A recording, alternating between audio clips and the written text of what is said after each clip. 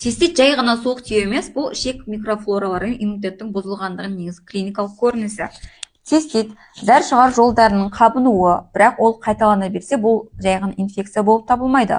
Ғылыми тұрғыдан айтатын болсақ, 80% жағдайда негізгі қоздырғышы эшериха кoli ішек таяқшаларының бірі болып табылады. Ол тек ішектен қынап пен уретраға тікелей өте алады, бірақ неліктен қайта-қайта? Себебі мынада.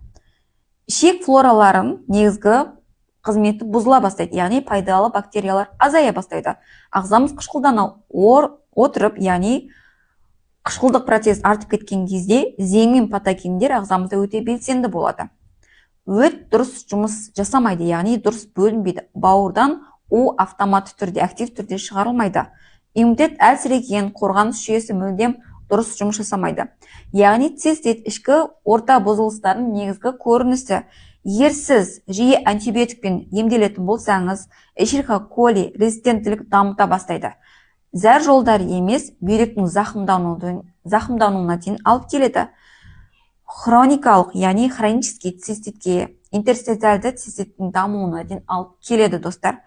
Оған қосымша, жай ғана бұл бүйректің немесе зәр жолын ауырып қана қоймастан, міндетті түрде вагинальды кандидозбен қатар жүреді. Енді бұның шешімі қалай?